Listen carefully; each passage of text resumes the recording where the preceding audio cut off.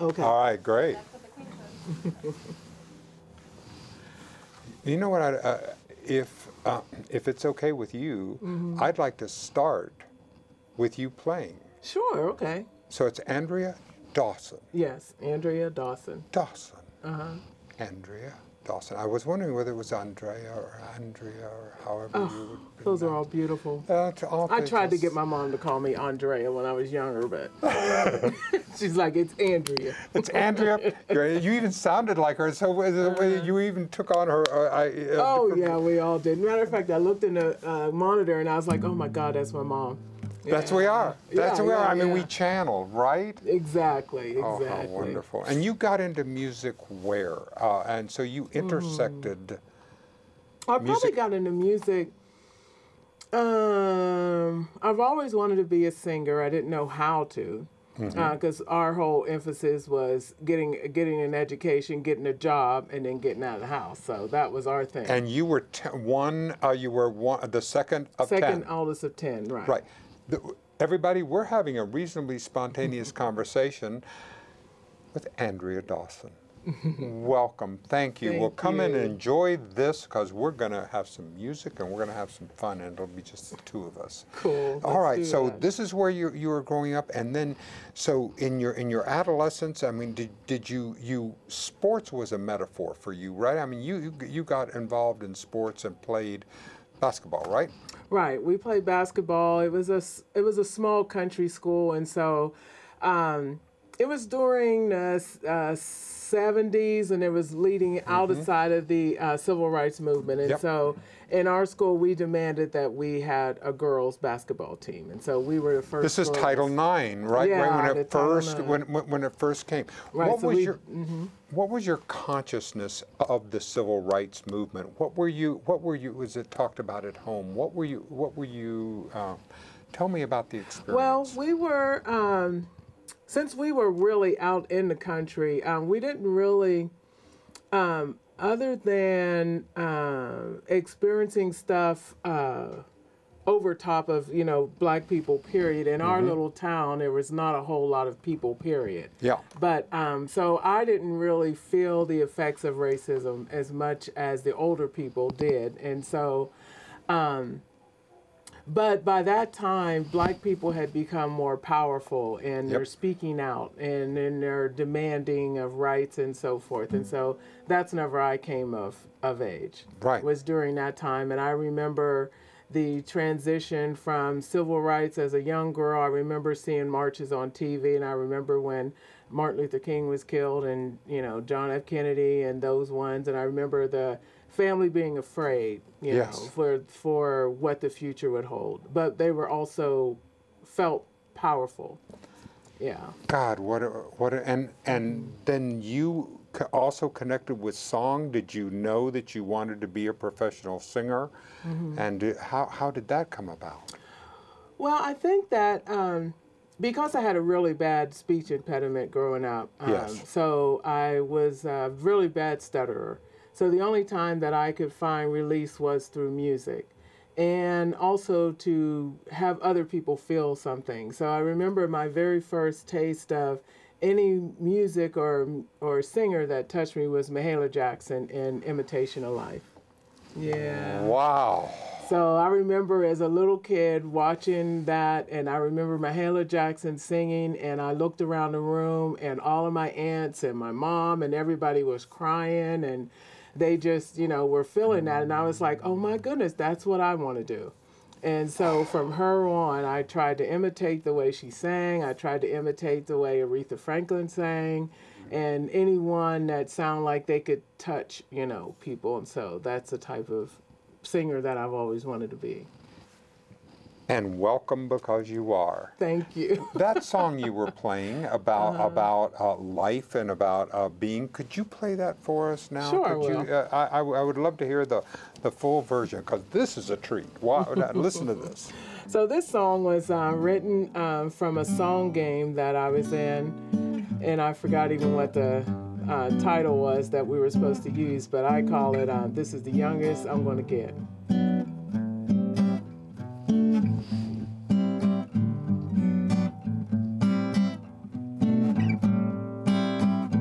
Everyone my age is an adult, I surmise. I've been walking around here with my adult disguise. Wrinkles indicating where my smiles have been. Wouldn't trade my face to be 18 again. But now time is running out, y'all. No need to tread lightly. I'm not gonna stop. Time is gonna have to fight me. Though my body gets tired, I ain't done yet. 'Cause this is the youngest that I'm gonna get. Now life gets mighty special when there's less of it to waste. At least to me, that's what I found is the case. Never too old to start a new goal. Go ahead, be extreme, and follow your dreams. 'Cause now time is running out, y'all. No need to tread lightly. I'm not gonna stop. Time is gonna have to fight me. Though my body gets tired, I ain't done yet. 'Cause this is the youngest that I'm gonna get.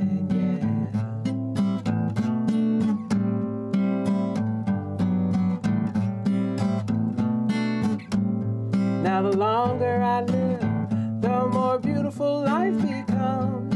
More beautiful life becomes, the shorter it runs. Fountain of youth is in new skills to master. I gotta learn from all of my mistakes faster. And time is running out, y'all. No need to tread lightly. I'm not gonna stop. Time is gonna have to fight me. Though my body gets tired, I ain't done yet. 'Cause this is the youngest that I'm gonna get. I'm gonna get. That I'm gonna get.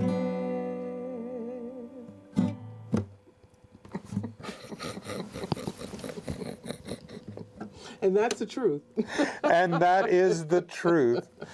And and you have performed all over the world.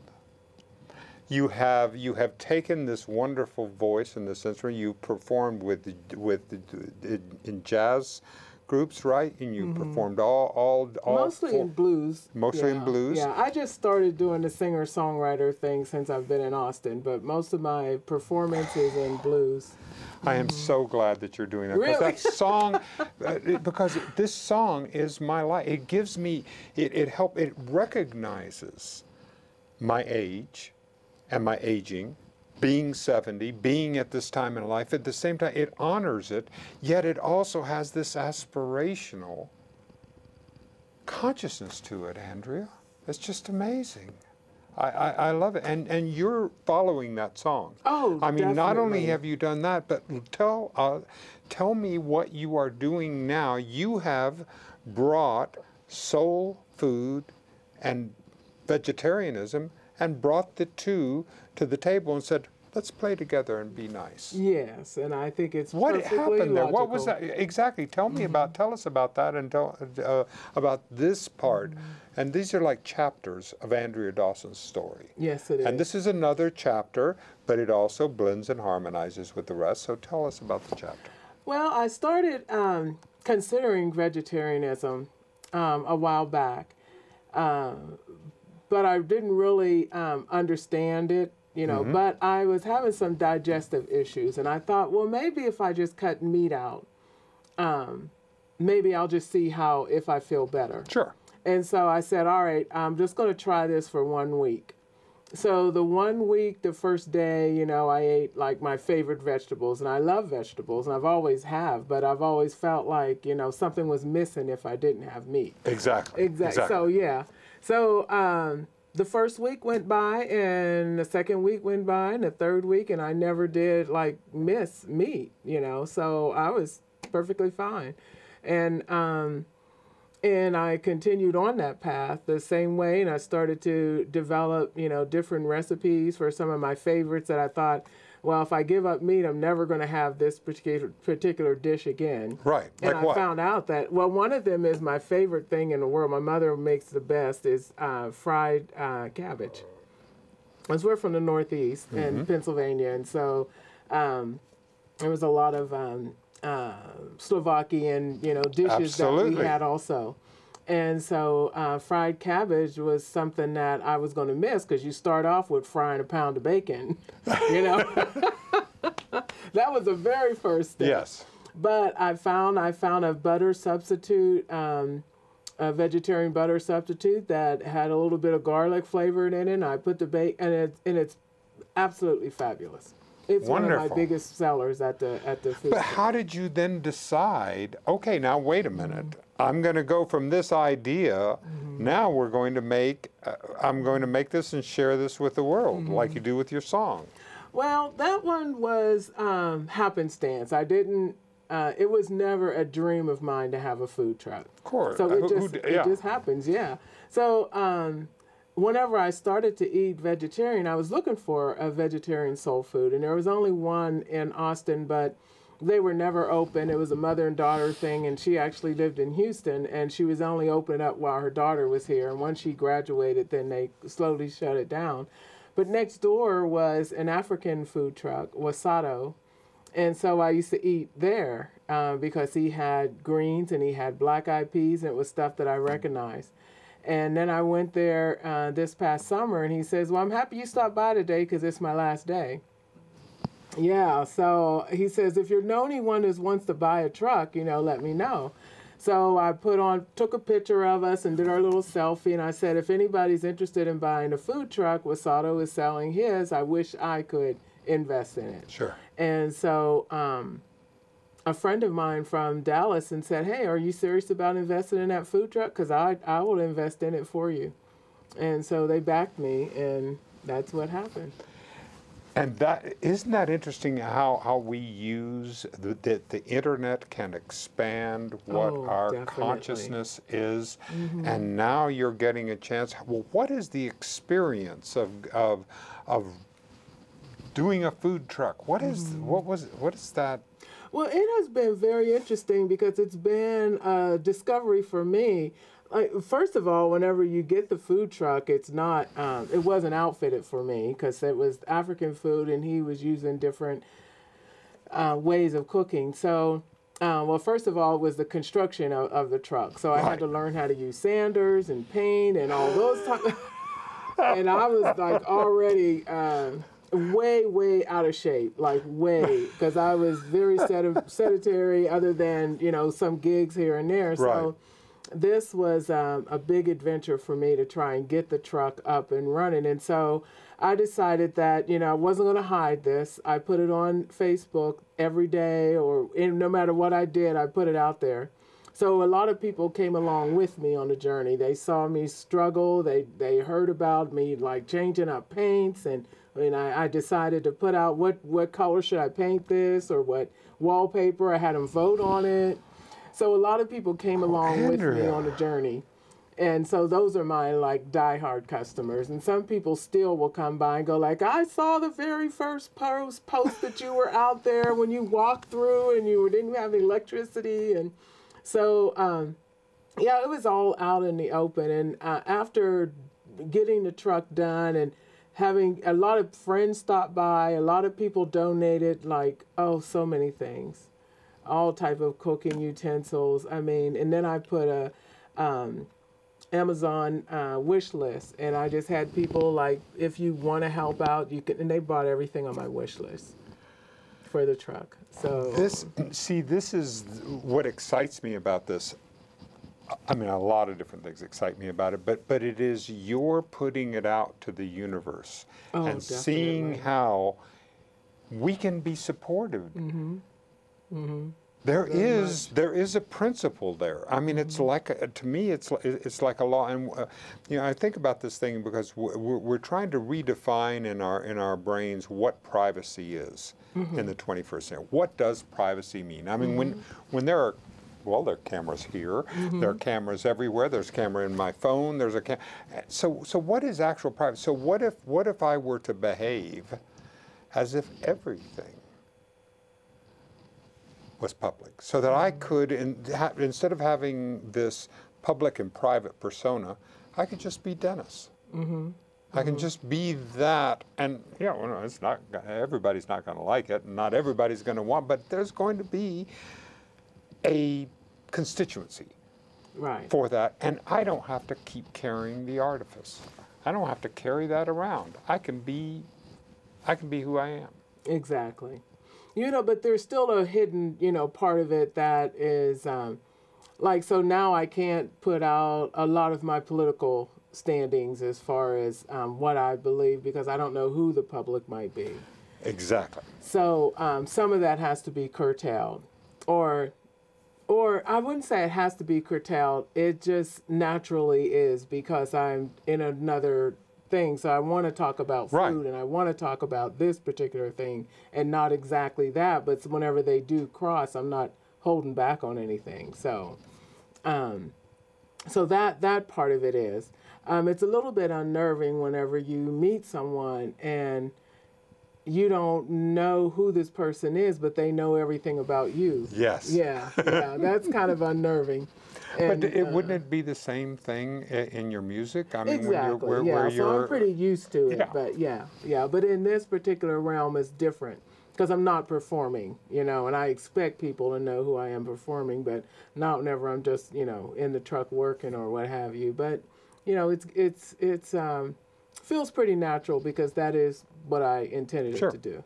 So what has it taught you about yourself, Andrea, this experience of building this from scratch and going out? What? Well, the biggest thing was whenever I talked with my therapist about it, and I had misgivings about it, because once I got the truck constructed, and it was like a big, you know, show just getting the truck done, and then it was like, well, I guess I actually have to go and do this. Well, that was. I guess you mean I have to? I have to go cook now? I just wanted to do the truck part. So I was telling her, I said, well, you know, my thing is really, you know, I'm a musician and I write songs and I entertain people. So, you know, this is, you know, not really my thing. And she just looked at me and says, well, you're allowed to have two things. And I thought, well, I guess I can.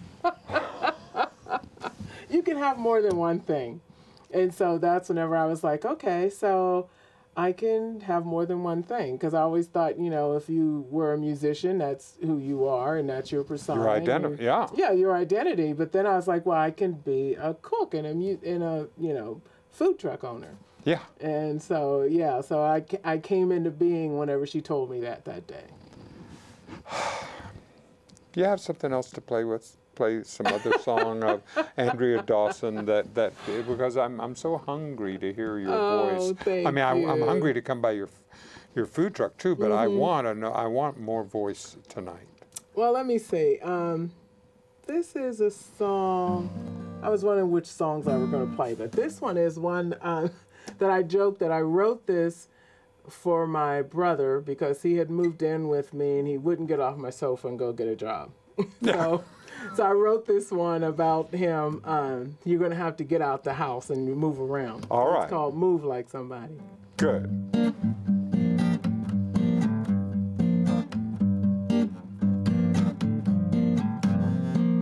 When you follow your passion, you gotta go where it may lead. Work hard each and every day. Keep trying hard till you succeed. Don't let nobody turn you around and take away your dream. 'Cause you can get anything that you want out of life, but you just can't get it sitting down. You gotta move like somebody. You gotta groove like somebody. Take a chance like somebody. Make demands like somebody. You gotta walk like somebody.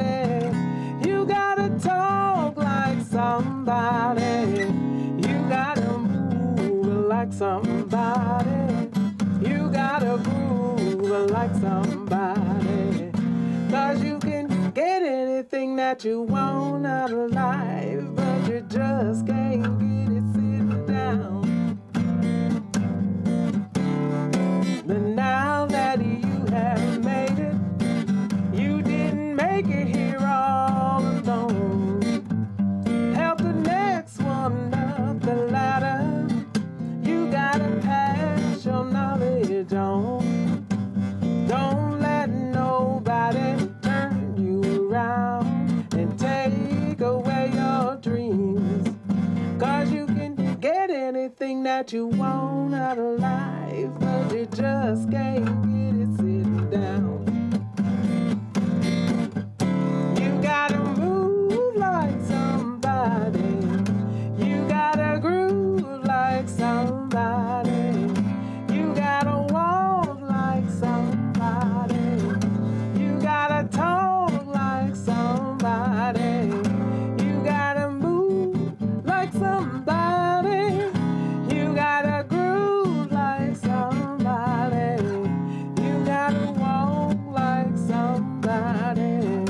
You gotta talk like somebody. 'Cause you can get anything that you want out of life, but you just can't get it sitting down. No sitting down. No sitting down. No sitting down. There's so much in that song that touches me. I did not understand the value of hard work. I didn't understand its value. I mean, I always avoided it. You have to understand, I grew up white male privilege in the South during the 50s. So this is the perspective that I have. So I was already born on third base, coming to home, thinking, well, here I am. I mean, that I always accepted that I had privilege. I mean, I didn't fool myself, but I really try to explain this. I try to work with when I'm talking to people. I say, now wait a minute. It's not everyone's experience to have every call returned, to have the fact that I always got to go to the first in line to be able to have. It's not everyone's experience. And what we're talking about is how can we make an equality of opportunity? Because if we're that grooving part, you say you got to walk, because there's a groove to being part of this process, and then helping the next person. Oh, definitely. That we're all in this together.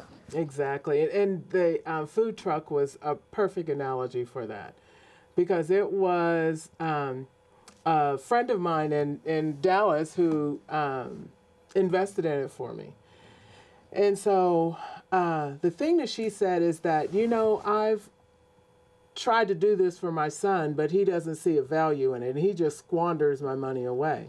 But I told her that nobody in my life growing up ever had the type of funds to invest in something that I wanted. Even then, like, that was not going to be a possibility for me. Right.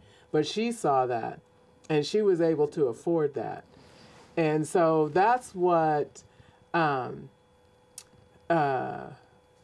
this is a whole other subject, but that is what the ideal of reparations is about for the Black community. Is that if we were able to get a hand up, that could blossom into something brilliant for so many people who only need a hand up. Exactly. I mean, her money getting me into this truck will help me, will help my family, will help my nieces, my nephews coming up behind me, that they would not have had the opportunity had she not given me a hand. That's what excites me about this opportunity, because we think of this, is that if we give someone something, that hand up, that they just take it and then just, but I don't believe that the human being craves purpose. We're wired that way. And that's our job. Our job is to help to unleash that purpose, because they'll do it. They'll do it. The human being will do it if we help to connect them to that purpose. I agree. You know, I saw a documentary about Africa and about these aid organizations. You go over there and they buy flour, or they build an institution, or they do those other type of things, which are all wonderful. But they were like, okay, so what if we had all of the money that is contributed towards doing these things and just give people the money? Exactly. You know, you give them the money, they build a business that will hire their friends and hire their family and get everybody a foot up. And so that is what is missing. But one of the things that I think is key in this, for me anyway, is the role of women. Because women, you educate a man and you educate a human being. You educate a woman and she goes back and teaches the rest of the community. This is really where I think that the women and men together are coming and raising. I mean, there is the new, I think it's the president, I'm not, of Ethiopia, has mandated that 50% of the cabinet are women. So the Minister of Defense is a woman, the first. The Secretary of State is a woman. And so his entire cabinet. So this is making a huge and profound change. I just, as I was talking with my guests earlier, is that women empowerment is such an important part of this process. Very, very true. And I've always said that as a Black woman, our view from society is different than most people's perspective, because they might be looking at society looking down and seeing every part of it, but we're on the bottom looking up, you know, and we can see the dead branches, and we can see where things are broken and where things need to be repaired. But we've not been able to have that opportunity to talk about what we see whenever we look up through the branches, as we're someone on the bottom level and looking up through. And I think that we have a better view of where we need assistance, because we're not talking about just us as women. We're talking about those that we gave birth to and those that need to come up behind us. Yeah. When I studied the civil rights movement, I had no idea that it was built by women. The men had the stage, but the entire infrastructure was all the mailing, all the bill, everything that was paid was done by this huge army of women. Yes, yes. Whenever I go to meetings here in Austin of the Black organizations, most of it is mostly Black women, and they still come together. There'll be a Black man that is also, you know, just as a very active, you know, powerful person in the organization, but they are normally the person that is the figurehead. Exactly. That goes out and, you know, presents it to the press, and so that it can be, you know, have a face to it. That's more powerful than Black women, but that is changing. It is changing, and it's changing. You are changing. Because of your standing up, and we're seeing Stacey Abrams, and we're seeing Kamala Harris, and we're seeing so many women that are just taking my breath away, that are lifting me up. I mean, I just sat there after the response to the State of the Union, and I listened to Stacey Abrams, and my heart soared. I went, yes. Oh yes. Yes, it was just such an exciting. It was just an exciting. It's a voice that needs to be heard. It really does. And that's where your voice. I mean, when you were talking about stuttering, and this process of, that's a process of finding your voice. About saying who you are, about where your power is, and where we're getting a chance to be able to together form this more perfect union. You know, where do where do you see it? Where do you see the country today? Are you seeing healing? Are you seeing opportunities? What's your sense? I mean, I know I'm asking too broad of a question. I just pick some place in there and help me to talk about it, because I need to. Well, I think that a lot of us see it the same way, that there is a vast dichotomy, that you see the country in one way that is igniting the other side. And so that side is getting more powerful, and that you have to believe in it. My whole thing whenever this first started off is that I have always believed in the theory of evolution. And so I can see that it is evolving, and I always thought that evolution will come to the good. And so I see this as a process of evolving the consciousness of the United States. And I have to say that evolution always takes us to the next level higher. It does not devalue. Because we can see where we came from with slavery and where we are now. And I think that there's an evolution in the country that needed to happen. In every evolution, there's pain, coming through.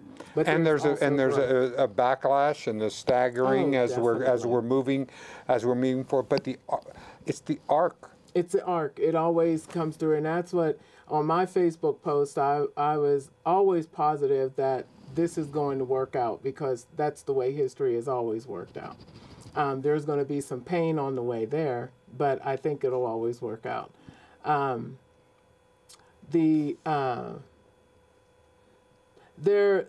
think that we need to be honest about, some of the issues that are happening in the country, and I think this is where the rubber meets the road, is that we're either going to be honest or we're going to continue to sweep things under the curtain, and I think a lot of people are now getting to that point where they're telling their truth.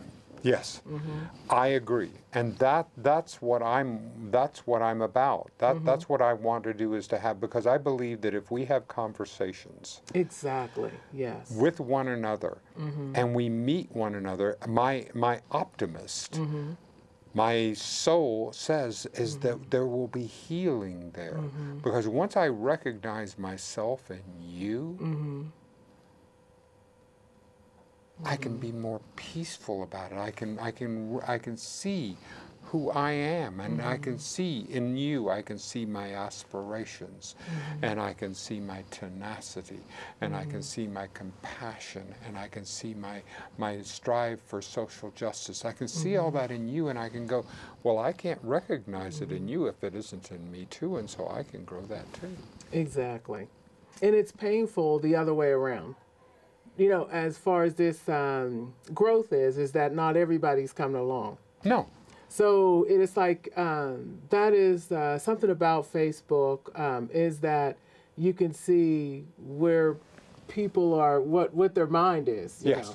And so people that I've known and I've loved all my life, and they just don't get it. And it's like, and I'm not able to convince them otherwise.